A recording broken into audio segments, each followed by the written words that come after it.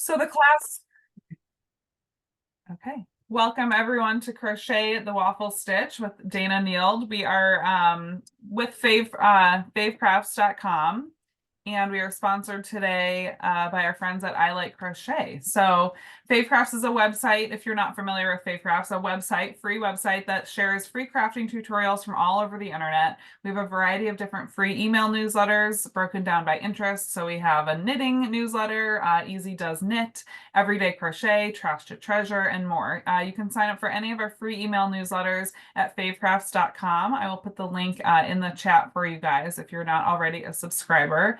We are emailing the class, or I'm sorry, we are recording the class today, and we will email a copy of the recording in 24 hours. So it's 11 o'clock Chicago right now. You will get an email tomorrow this time with a link to the recording. So if we're going too fast or you want to rewatch it, and you can keep and view the class whenever, forever, indefinitely. So you will get a link to the recording in 24 hours. If you have any questions along the way, please use the Q&A feature or the chat. The chat kind of moves quickly, so it's easier for me as the moderator to see the questions if you use the Q&A section, but the chat also works. So let's see, we do have a quick introductory. Oh, I stopped the screen sharing, didn't I, Dana? Am I still screen sharing? Okay. We have a quick offer from our friends at I Like Crochet magazine. They are sponsoring today's class. So if you're not already a subscriber to I Like Crochet, it's a digital magazine. It is normally $59 for a 1-year subscription, but like I said, if you're not yet a subscriber, we have an introductory offer. It's just $5 for the year, so it's 90% off. The link here at the bottom, ilikecrochet.com/virtual24, will get you that $5 subscription price. So it's a great deal. We also have, hi Linda, we also have a knitting magazine and also a sewing magazine. So I'm going to plop the links in the chat, but you can sign up to any 3 of those digital publications for just $5 a year if you're not yet a member. So it's a great deal. They're all ad-free. It's a paid magazine. It's all digital, so you won't get a hard copy in the mail. But you also get access to all of the back issues as well. So really hundreds and hundreds of patterns, inspiration, articles, informational, infographics, interviews, etc. So plenty to choose from. You can also gift it. I know the holidays just passed, but maybe a Mother's Day gift if you have a new mom that wants to learn how to crochet. Okay, anyway, we will get on with the show here. Dana is our instructor today. She's the editor of favecrafts.com. She's been crocheting for 10 years, loves making baby blankets for friends and family. She is enthusiastic about patterns that feature an easy repeat so that she can work them up while hanging out with family or listening to a good podcast. Her personal blog is dananeild.com, Nield, so feel free to check that out as well. And I'm going to turn it over to Dana. I'm going to stop the screen share, and Dana will be leading the show today. I'm here if you have any questions. Thank you, Jenny. All right, I'm going to go ahead and just spotlight my hands for everybody.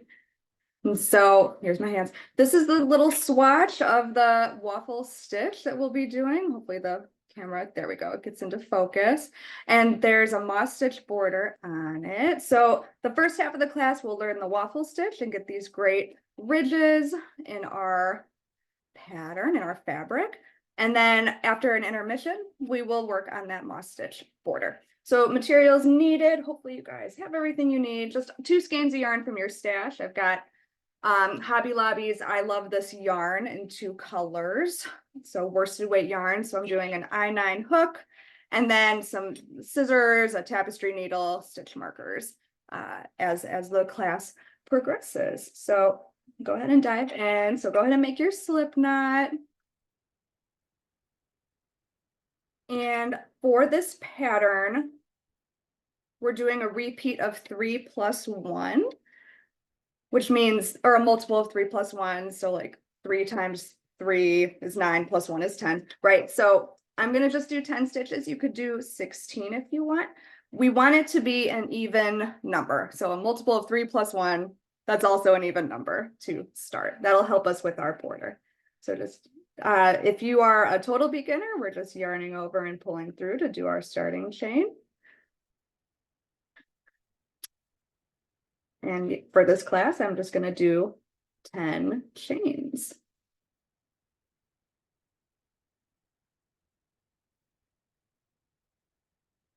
Already lost count. So I think that might be 10. Let's see. 1, 2, 3, 4, 5, 6, 7, 8, 9, 10. All right. Okay, once you have your 10 or 16-ish chains, we're going to start working into our double crochets into the turning chain. And I like to work into the back bump because it makes making a border on the pattern so much easier. So we're working into the, oh, I'm so sorry. Actually, let me drop the link to the pattern in the notes in case folks want to follow along that way. Oh, thank you, Jenny. Perfect. All right. And then that pattern link is also going to be in the recap email. So the pattern's for a baby blanket. And of course, we're just doing this little like coaster sized swatch today. All right. So when you're working into the back bump, you've got your V's on the front here. In the back bump, we're working into the second chain from the hook, and we're going to double crochet. So here's my first bump right there. And there's the second bump. So double crocheting, we're yarning over before we go in the stitch. Insert your hook into that back bump, pull up a loop, yarn over, pull through 2, yarn over, pull through 2. And we're just doing that across. So yarn over, go into the back bump there, pull up a loop, yarn over, pull through 2, yarn over, pull through 2. All right. Conventionally, if you're doing your first row double crochet, you don't usually work into the second chain from the hook. Usually you'll work into the third or even the fourth chain from the hook. I like going into the second chain from the hook because I don't like working into turning chain stitches whenever I can avoid it. And that'll become a little more clear when we do row 2 as well. So yeah, our first row is just double crochet across. And when we get to the end, you should end up with 9 double crochets if you started with 10 chains. If you started with, sorry, I've got to unroll some yarn here. If you started with 16, you would end up with 15 double crochets.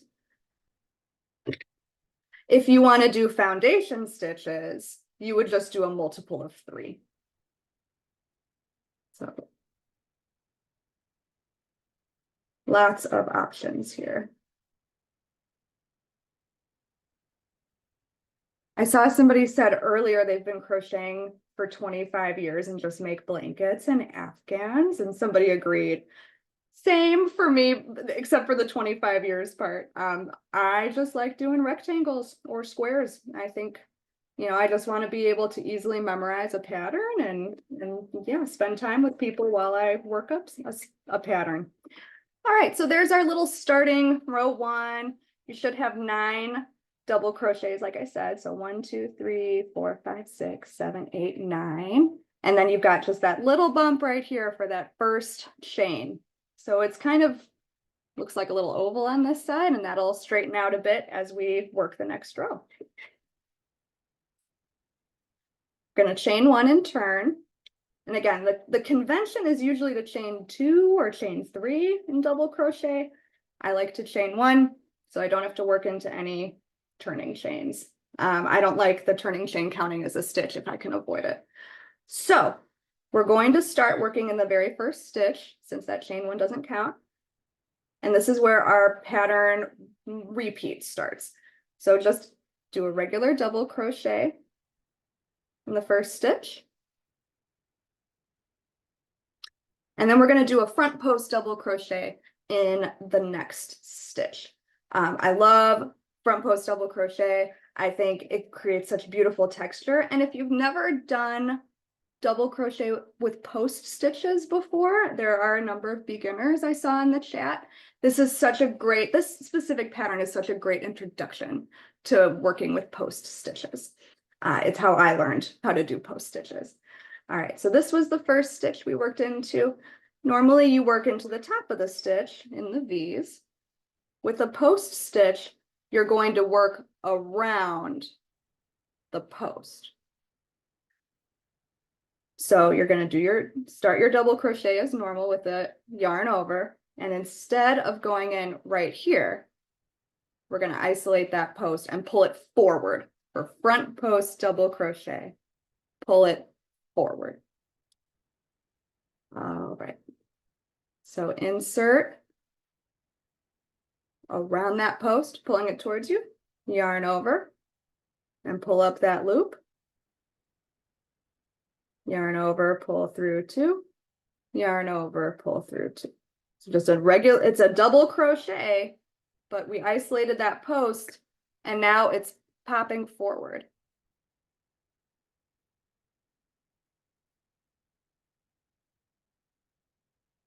Now the pattern calls for a regular double crochet in the next two stitches.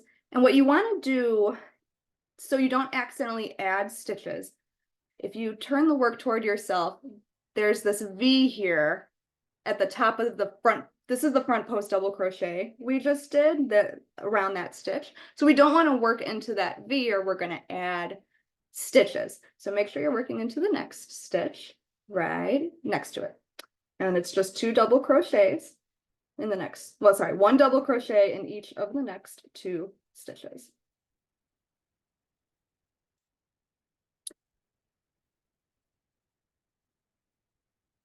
You repeat that across the row. So one front post double crochet and two ordinary double crochets. So we just did double crochets in these two stitches here. So here's our next post to isolate. Yarn over, work around the post, pulling it towards yourself. Yarn over, pull through. Yarn over, pull through two. Yarn over, pull through two. So we're already starting to see some of that great waffle stitch texture with these posts jutting forward. All right, double crochet in the next two stitches. Again, making sure you don't work into this V right here. That's on top of the post stitch we just did. So working into the next stitch, regular double crochet, or regular double crochet. If you have a longer start than I did, you're gonna do that front post double crochet and then two regular double crochets until you have two stitches left in this row. In the second to last stitch, we're doing another front post double crochet. Again, so front post here is this one jutting out. We're skipping these two stitches that we worked regular double crochets into. And now this is the next post we're isolating. Your hook around the post, pulling it toward you, pulling it forward, and work your double crochet.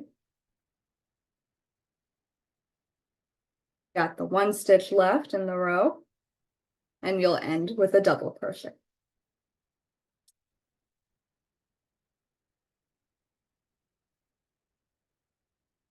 Let's take a look. So there's our front post double crochets, separated by two regular crochets. And on the edges, so this is the right side of your work.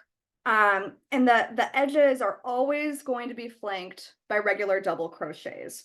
So that's good to keep in mind. It'll help you memorize the pattern. Always have regular double crochets at the very edges. Okay. See, some folks are excited for the recording so they can slow it down and watch it more slowly. I hope it ends up being super helpful to do that. All right, so then row 3, we're going to chain 1 and turn. And now on the back here, you can kind of see these divots where the post stitches were worked. Very first stitch of the row is a regular double crochet.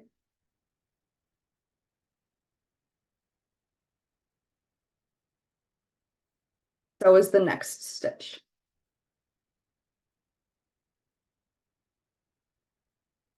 Now what we're going to start doing is we're going to work a front post double crochet in the next 2 stitches. And these were the ordinary double crochets from the previous row, if that's helpful to note. So front post double crochet, yarning over, isolating that post, pulling it through.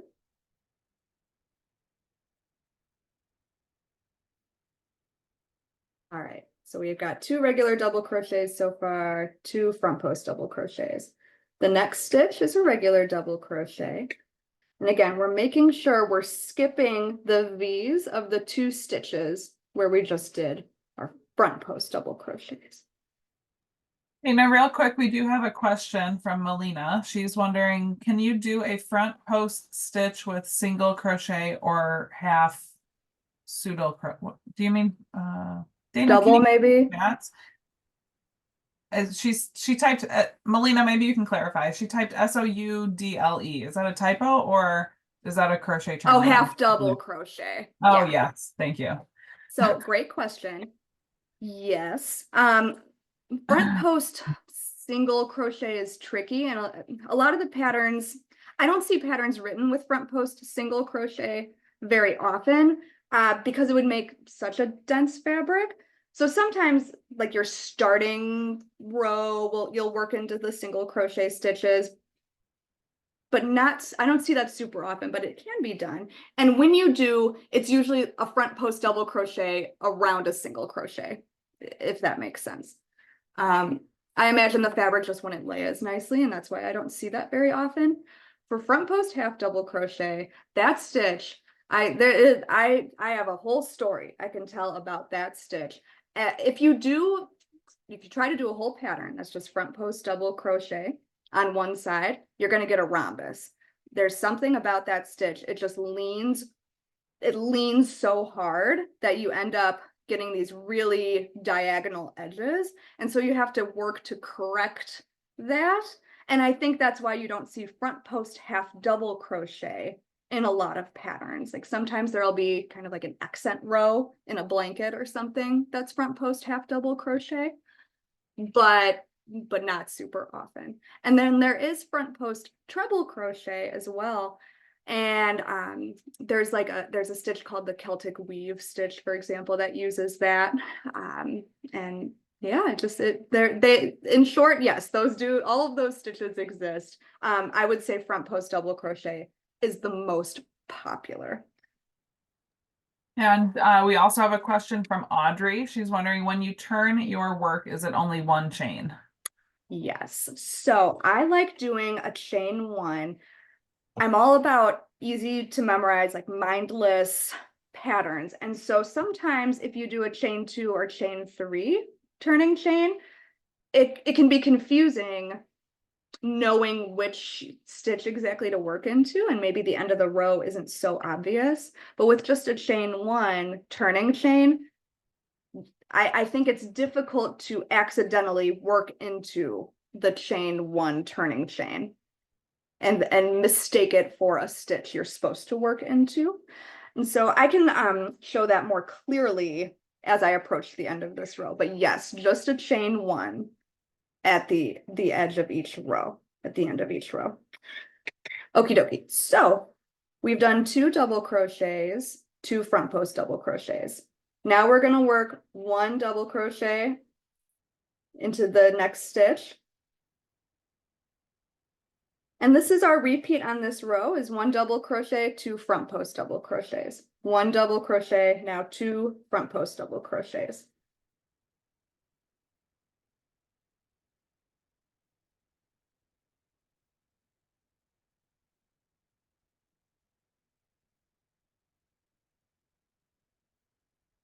As we approach the end of the row, I'll spotlight the chain 1, the advantages of the chain 1. All right, and then with 2 stitches left in the row, you just do 2 regular double crochets, again skipping these 2 V's of the stitches we've already worked.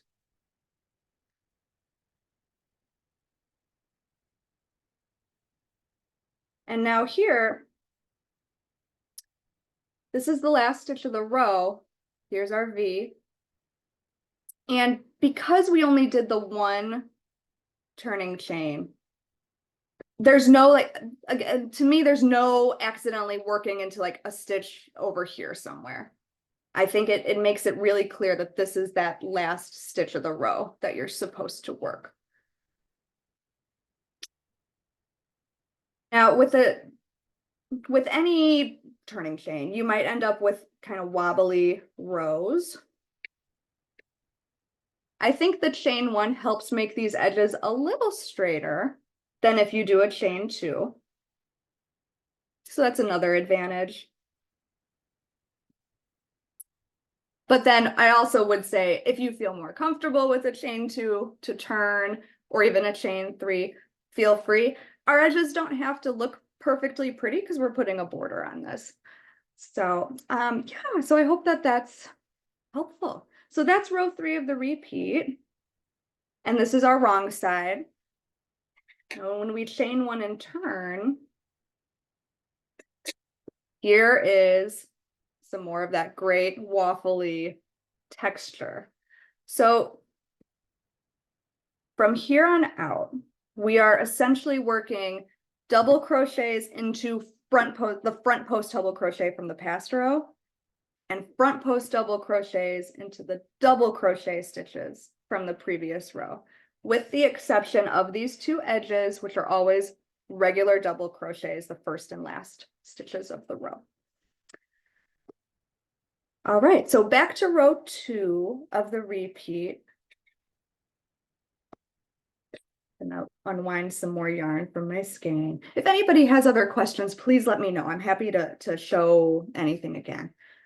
Back to row 2 of the repeat. As you see, we got kind of these like half waffle stitches up top. When you're working this pattern, it looks best if you end on row 2 of the repeat. So if you're making a blanket or like a hand towel or something, and you're kind of making up the pattern, the length of it, just make sure you end on row 2 of the repeat.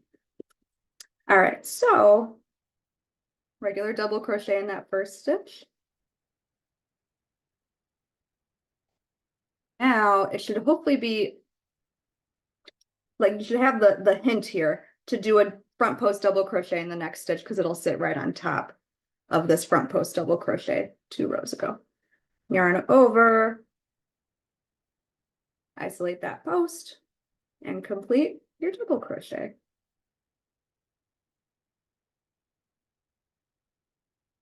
Regular double crochets in the next couple stitches, skipping that V from the front post double crochet we just did.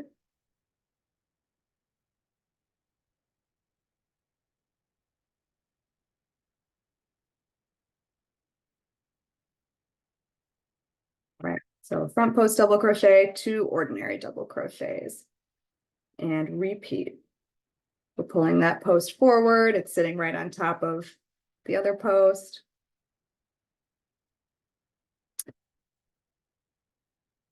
Your front post double crochet. Make sure you skip the V from that stitch, do double crochets in the next 2 stitches.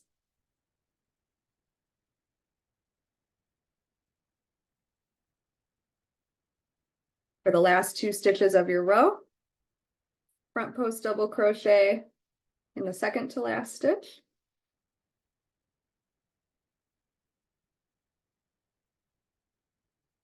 And double crochet into the very last stitch.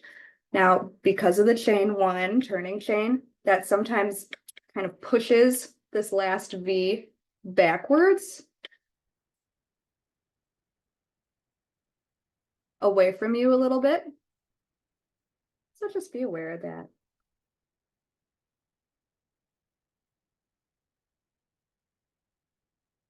Laura says she likes how cushy the material is. It does make a lovely blanket. It's one of my favorite patterns I've made is a baby blanket with this stitch. All right, and so there is our little swatch so far.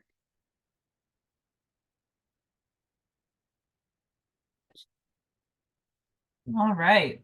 That is looking amazing. We have some questions. I'm trying to go to your pattern to see what weight yarn you're using, Dana. It looks like a cotton yarn.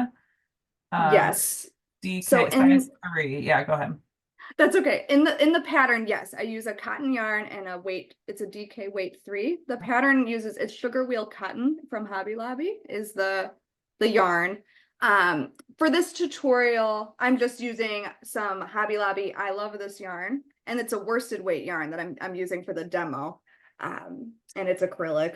Cotton's probably more ideal if you're doing a coast or but this is what I had available and colors that show up a little better on camera than some of I had this like really dark brown that wasn't going to show up very well. That's a cotton yarn, so I decided against that. Okay, and then Victoria is wondering, are you able to do front post with treble crochet? Yes, yes. And so there are patterns that call for front post treble crochet. Um, they're like, yeah, one that I'm working on right now is it's a front post treble crochet pattern with it's called the Celtic weave stitch. It's hard. Oh man, it is a challenge, but it is really pretty. So I would the Spruce has that tutorial. I could link it for fun if folks want. Um, but yeah, Jenny, if you want to go ahead and do the intermission, Yeah. Mm, I'll pull up that link right perfect. now. Okay. Great. Well, I think we just have some upcoming classes I wanted to share with you all. On Tuesday, May 7th, we are doing a Learn to Read Crochet Patterns class with Hortense of Knitting with Chopsticks. And then she's also back on May 14th to do the How to Learn to Read Knitting Patterns class. And then we have a sewing class at the end of May with our friend Angie Stalker of Highly Crafty. It's Learn to Sew a Heating Pad from a sweatshirt. So 3 classes coming up in May. Like I said earlier, we have, a digital knitting class magazine, I Like Knitting, and then we have We Like Crochet, or it's I Like Knitting and I Like Crochet and We Like Sewing. So we're often doing knitting classes, crochet classes, sewing classes. We've done quilting classes. And all of our classes are at the same time, 11 a.m. Central Time, usually on Tuesdays. We record all of the classes and then we'll email you a link after. So if this date or time doesn't work for you, I would still encourage you to sign up for the class. You'll get the recording sent to you via email if you can't come. So if you know already that that date doesn't work, still sign up because it's free. Why not? Save your spot and then you'll get the email of the class notes and the full recording the next day. And to sign up for the classes, you'll either, we promote all of these classes the same way. So you should get an email promoting the event when it goes live, but you can also check us out at our Eventbrite page, and I will find the link to the Eventbrite page. So you can actually like kind of subscribe to our Eventbrite page and you'll get automatically notified each time we add a new class, which is kind of convenient as well. So I will find the Eventbrite link and put it, it's favecrafts.eventbrite.com. So I'll put it in the chat as well. If you go to that page right now, these classes won't be there quite yet. We're still, finishing up the details, but they will be listed soon. So again, some exciting knitting and crochet classes coming up along with a sewing class. So and then one more time, we have this great offer from our friends at I Like Crochet. Plus, here's a preview of the I Like Knitting magazine and We Like Sewing. So we have this introductory offer for all 3 of these publications. Maybe you always want to learn how to knit. So you can subscribe to I Like Knitting digital magazine with the code down there at the bottom. And then the We Like Sewing code is down here as well. So new subscribers, you can get a 1-year subscription for just $5. Can't beat it. Okay, Dana, over to you. Let me All stop the right. screen share if I can get my mouse over here. Oh, okay. All right, so I just did 2 more rows, so we'd have a little bit more of a base here to start putting a border on. And so we're going to focus on the border for the rest of the class. If anybody has questions about this stitch to this point though, feel free to drop them in. I'm just gonna fasten this off.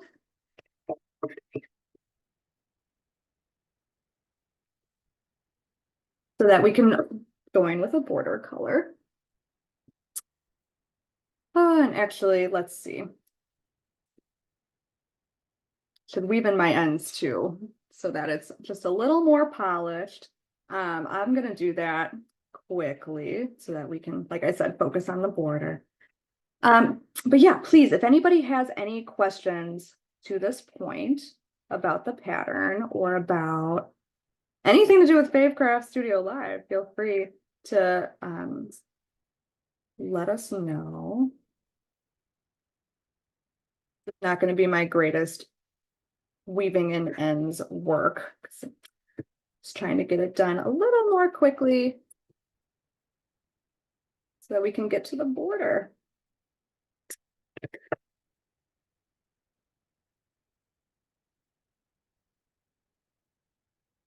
Knitting class would be great. Just started knitting. If you guys haven't watched any of Hortense's classes yet, she is so awesome. Like I can't speak like highly enough of her.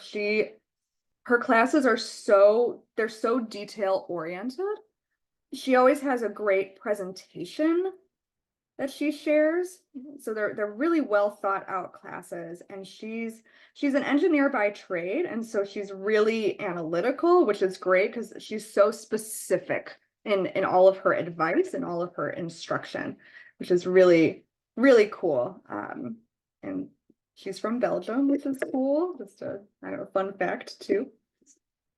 All right, ends are woven in. Everyone loves Hortense. Yeah, we did get a comment about how do you weave in your ends. So I know you just did it quickly, but I don't know if you have any tips or guidance on how to do that. I'll bring an alternating color in for fun. Gosh, I'm sorry. I should have demonstrated that instead of just hurrying up.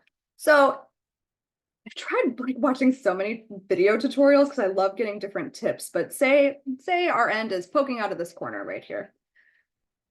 So you need a tapestry needle. A lot of folks recommend a sharp tapestry needle, so like a leather needle actually works well. This is a blunt needle, but if you want a sharp one, just look for like leather needles because those have a large eye and they're sharp.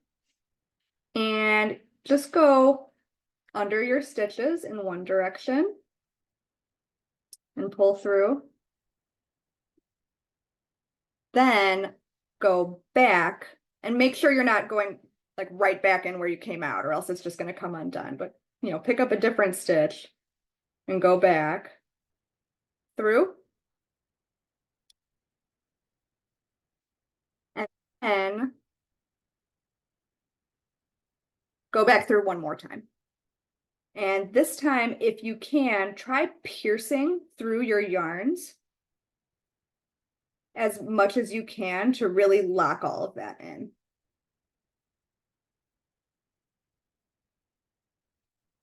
Hopefully that'll be a nice, secure finish.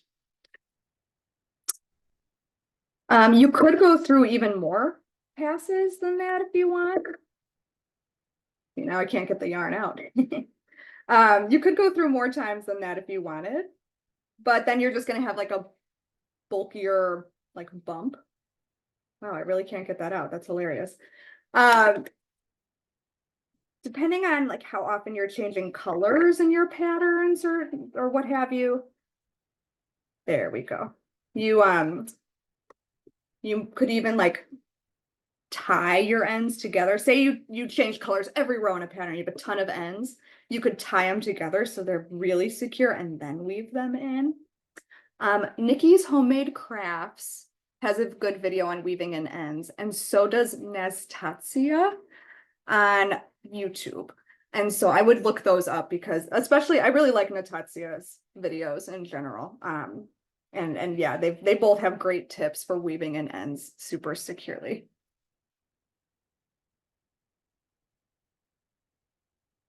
Yes, thank you all for the praise. I'm seeing some really sweet comments. Thank you. All right, so let's get started with the border. And I hope this border tutorial is super helpful for you guys for any projects to come. Borders are something that I've really struggled with and I've really tried to master and watched many classes on. So when you are making a blanket border, here's a few tips on the outset, or a border for anything. Use your top and bottom. So I think this is my top. Use your top and bottom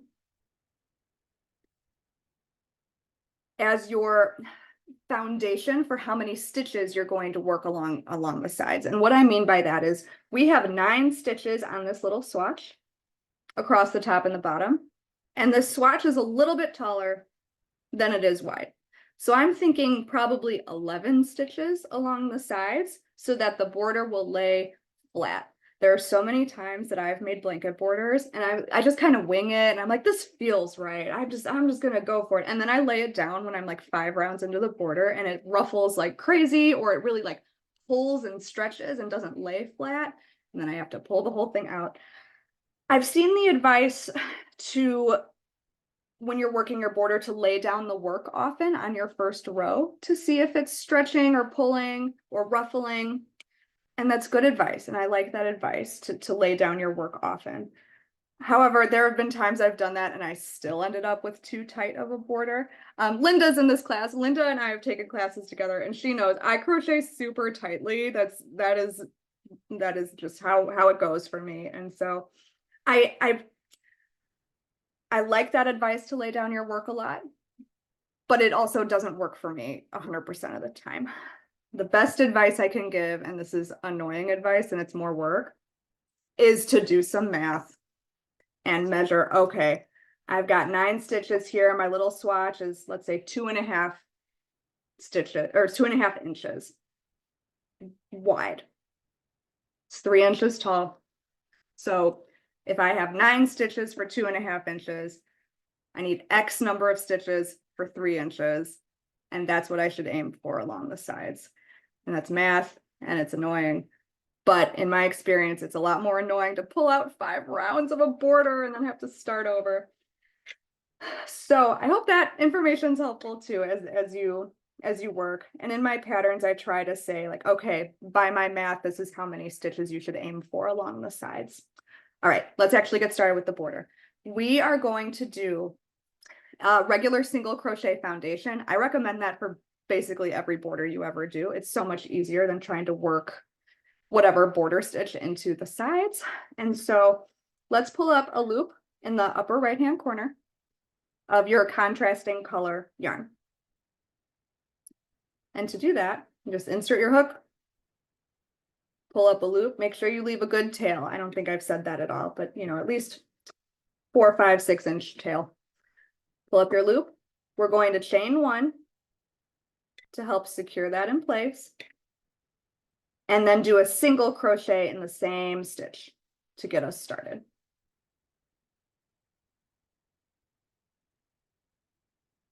We're just going to single crochet all the way across the top.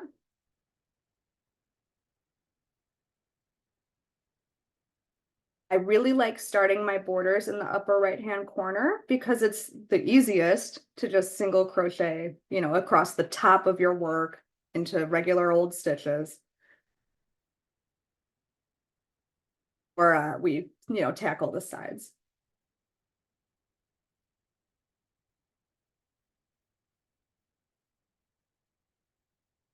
Also, for the moss stitch border, lays the most nicely if you have an odd number of stitches along each side. I'm going to count and make sure I've got my 9. So 1, 2, 3, 4, 5, 6, 7, 8, 9. So we've got our 9 stitches, not including corners.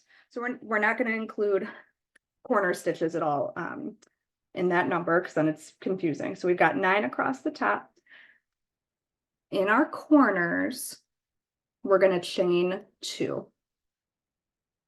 So actually this is functionally my corner stitch. So chain 2.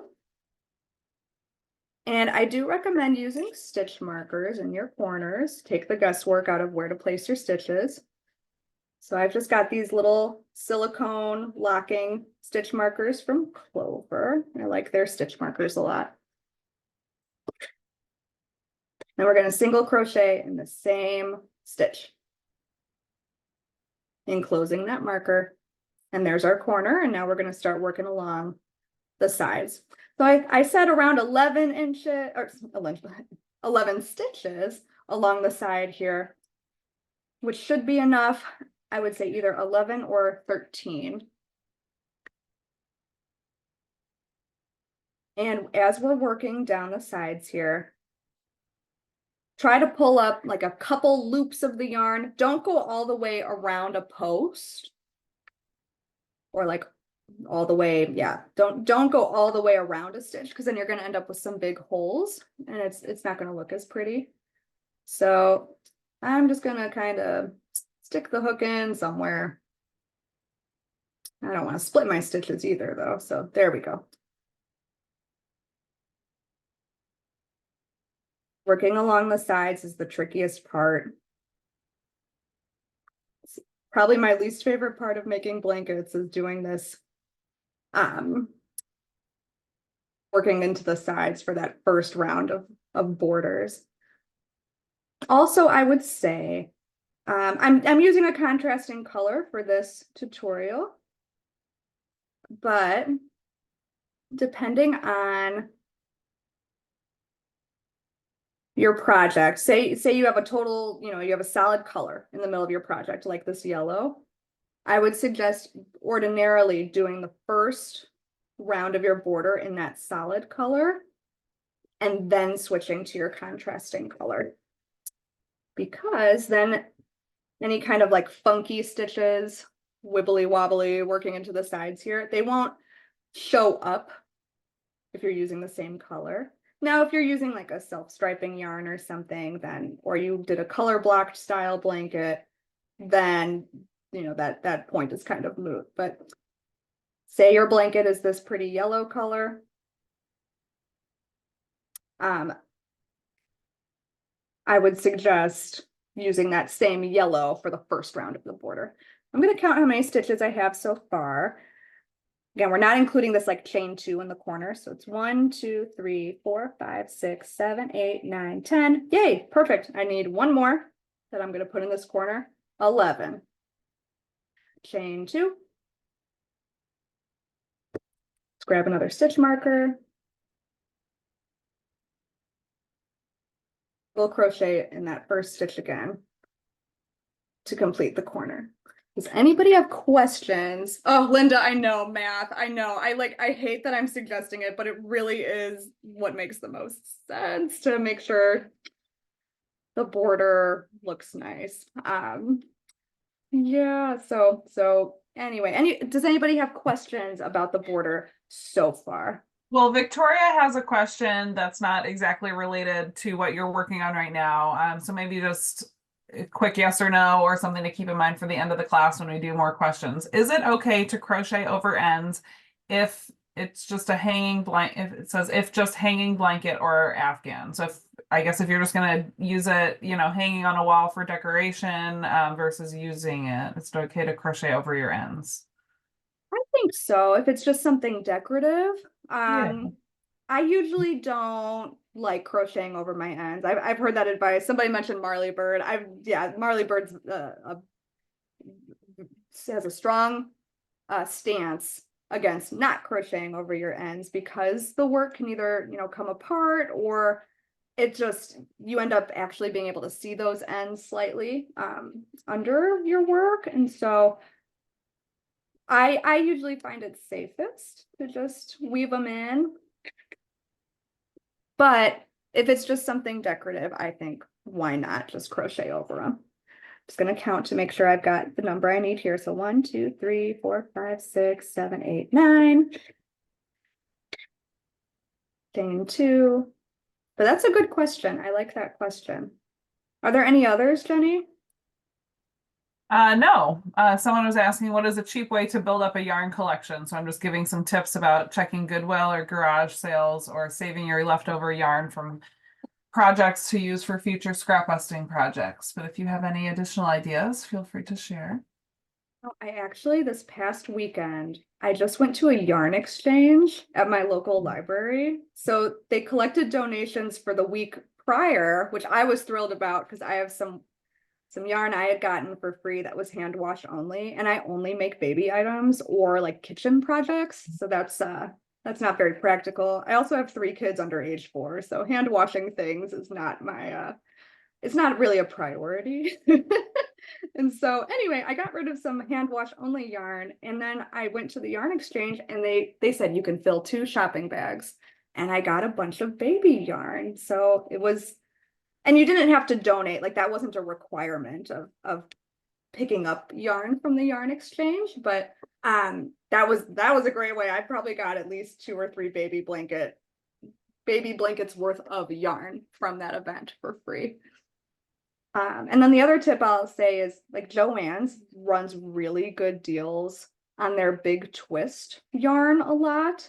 Like you can get a big skein of like 380 yard worsted weight skein for $2.50 when they run that deal. And so that is another recommendation. Joann's is not like sponsoring this class or anything. It's just from personal experience. I'm like, this is a sweet deal.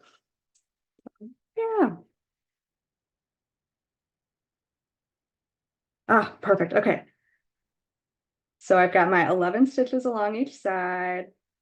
Now, to finish this round, we're only chaining 1 in the last corner, which is like annoying to memorize that.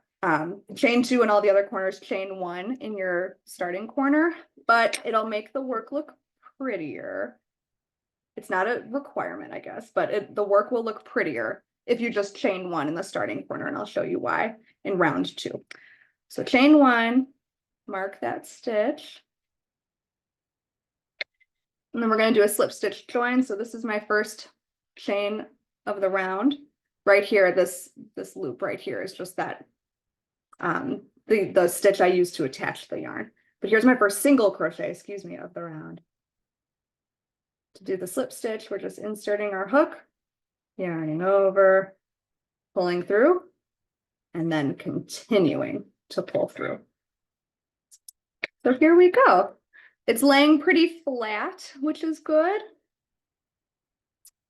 Again, 9 stitches along the top, 11 along the sides. Okay, now begins the moss stitch. We're going to chain 1 to begin this round. And here's why we only did a chain 1 in this first corner. We are working backwards into that corner to do the moss stitch, which is a little funky, but this way your seam stays in the corner, which I like. I think it looks more polished that way, and then you're less likely to accidentally add stitches if you are like joining your rounds in the middle of rows, in my experience. And again, that's my preference. So we chained 1. We're going to work backwards now into the marked stitch. I'm going to show that again. So we chained 1, work backwards into that marked stitch, pull up a loop, and complete the single crochet. When we work backwards like that, it's a little hard to see on camera, but it makes this loop, it stretches this stitch a little more.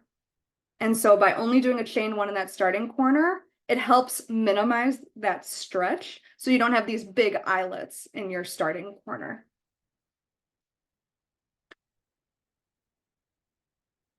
Did our single crochet. Now for the moss stitch. The moss stitch in general is a multiple where you're doing a single crochet, chain 1, single crochet across.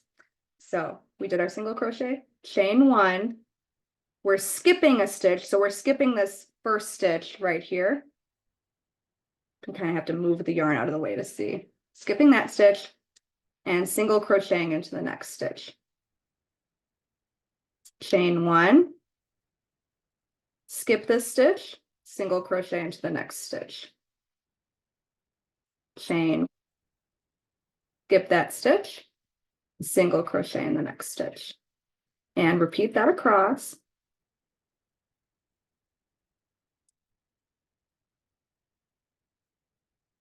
One, we're skipping this stitch and now we're at our corner.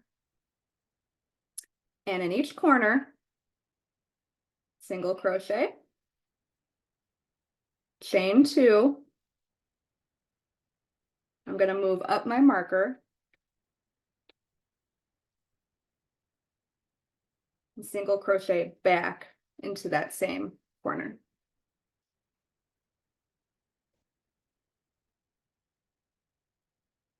All right. We're skipping this stitch right here. Chain 1, skip that stitch, single crochet in the next stitch.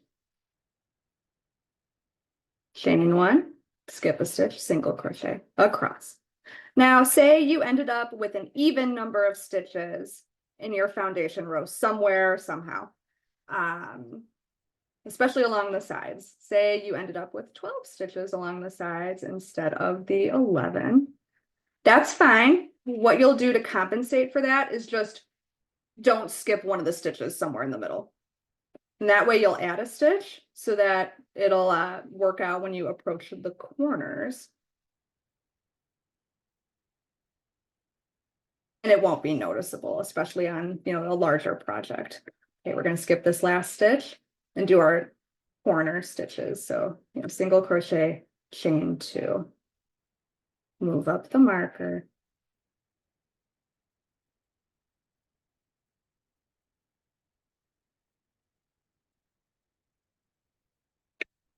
Chain 1, skip that first stitch, away we go. All right, I see it's 11:52, so I'm going to try to complete this round kind of quickly so you can see what the next round is your repeat round. And so I want to make sure we get to that. Any questions while I try to quickly complete this round from anybody?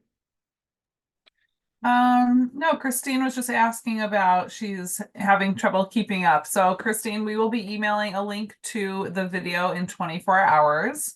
So just do your best to follow along for the last few minutes, and then you can rewind and pause it as many times as you want once you get that video. And then someone else, the anonymous attendee, was asking for tips on how to fix tight crochet stitches. And I suggested, you know, it's possible that they're using too small of a hook. Maybe try using a larger hook. So if you have any other tips or suggestions, Dana, as far as tight crochet stitches go, those are the only questions that we have. Yeah, that one's so hard because, you know, you'll hear the advice. It's just like, crochet loosely. It's like, well, my problem is I'm not, you know, like this is how I crochet. So yeah, you can try sizing up the hook. And I've done that with a number of patterns, but I'm like, I know myself. And this, like, if a designer is saying, you know, do this stitch loosely, I'm like, I better size up a hook. Or maybe even like, sometimes there's patterns where you can do like double crochets or treble crochets to get the same effect. And so I'm like, oh, okay, I'm just going to do the treble crochets because I know myself and it's going to be too tight if I do double crochets. So I wish I had better advice. If anybody else has advice for loosening up, I would love to hear it because it is my tendency as well to crochet tightly. Okay, I reached the starting corner here. So once again, we're only chaining 1 in the starting corner. I'm going to move up the marker. Oops. And then once again, we're slip stitching to this very first stitch. So yeah, it's your first V here to slip stitch. And pull up the loop and then just pull it all the way through. Okay, and then chain 1. Once again, we're working back in the starting corner to do our first single crochet of the round. So single crochet. Now I'll lay this down so you can kind of, it's a little hard to see, but these eyelets are we're keeping them small, doing just that chain 1. And so it kind of mimics other corners that also have a similar size eyelet. Okay, so we did our single crochet backwards into that corner. We're going to chain 1. And now here's the repeat. So in the chain 1 spaces we created, you can see here's a single crochet right there. And here is a chain 1 space. If I hold my hand behind, maybe it'll be a little more obvious, but here's a chain 1 space. There's a single crochet. There's a chain one space. We are going to start doing our single crochets into the chain one spaces to create that pretty woven moss stitch border. So here's our first one. We're going kind of underneath the chain one. We're going to single crochet, chain one again, single crocheting again. It's in the space here. So you're going in between a couple V's, if that's a helpful way to think of it, in that space. Single crochet, chain one, single crochet in the chain one space, chain one, and single crochet in the chain one space, on and on until we get to our corner, or get near our corner. So here we're approaching our corner. There's a single crochet here, and then we get to the corner. So we're going to chain one at the corner here, single crochet, chain two, move up your marker, just wrapping it all the way around the chain two you made, and single crochet back in the same corner. We're going to chain one, skip this first single crochet, and again continue along in these spaces. And that is the repeat. And you can make this border as wide as you like for your little coaster or for whatever project you want to add it to. It's one of my favorites to add to blankets. I think it gives the blanket nice structure. I think it just looks so pretty how it's kind of woven. I'll pause here. I see it's 11:58. Pause right here and kind of show the stitches here. So you've got like a V here, and they're offset, your little V's. So like moss stitch, for example, it's really popular for like striped patterns because you get that woven, if you're like changing colors every row, you get that pretty woven look. Really popular for temperature blankets because it's a short stitch, but then again, you get that pretty woven look as you change colors. And yeah, it's a nice, easy one to memorize once you get in the swing of it. So I will leave it there because we just have a couple minutes left. Any questions from anybody about borders, about the pattern in general, about anything crochet related? We've got like 2 minutes left. We have no open questions right now in the Q&A. Let's see in the chat. Nothing. I don't see anything in the chat. So I'm going to go ahead and do another quick screen share. If anyone has any questions, feel free. We'll be here for another minute or two. But let me do a quick screen share one more time. So yeah, once again, the 3 magazines and the links down here at the bottom to claim the special offer. And then our contact information. So if you have any questions, here is where you can find Dana, and my name is Jenny Bowden. You can email me or find me at favecrafts or allfreecrochet.com. So my email is there, Jenny Bowden. Thank you guys so much for joining us today. And then Dana has her social channels here. You can find her on Instagram, Pinterest, and what is that last one? Is that Ravelry? Her Ravelry account is linked as well.